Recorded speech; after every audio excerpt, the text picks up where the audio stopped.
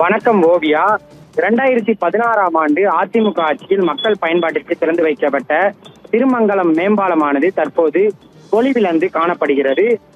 மது பிரியர்களின் கூடாரமாக அது மாறியுள்ள சம்பவம் அப்பகுதி மக்களிடையே ஒரு அச்சத்தை ஏற்படுத்தியுள்ளது.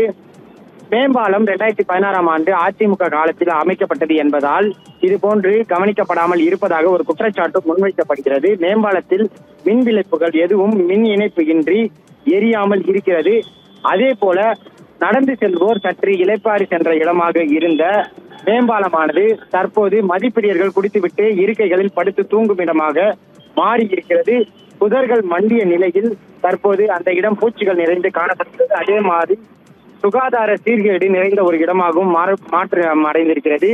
இதே போன்று 2011ஆம் ஆண்டு திமுக ஆட்சியில் திருமங்கலம் மேம்பாலத்திற்கு அருகாமையில் உள்ள கோயம்பேடு மேம்பாலம் மற்றும் பாடி மேம்பாலம் 2 மேம்பாலங்களின் கீழும் தற்போது சென்னை மாநகராட்சி 3.0 திட்டத்தின் கீழ் பல்வேறு திட்டங்கள் செயல்படுத்தப்பட்டு அந்த இடம் பொதுமக்களின் சுற்றுலா தலம் போல திகழ்கிறது.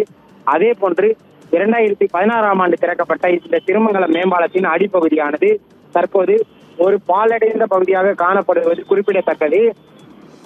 2.0 திட்டத்தின் கீழ் ஆரம்ப காலத்தில் 2021ஆம் ஆண்டு முதல் 2022ஆம் ஆண்டு வரை இந்த இடம் பராமரிப்பு பணிகள் செய்யப்பட்டு தூய்மையாக காணப்பட்டது. அதன் பின்னர் கடந்த 2 ஆண்டுகளுக்கு மேலாக எந்தவித பராமரிப்பும் இன்றி முழுவதுமாக ஒரு பாலடைந்த இடமாக, ஒரு ஆபத்தான இடமாக, இரவு நேரத்தில் மக்கள் செல்ல முடியாத இடமாக திருமங்கலத்தின் கீழ்ப்பகுதி மாறியுள்ளது.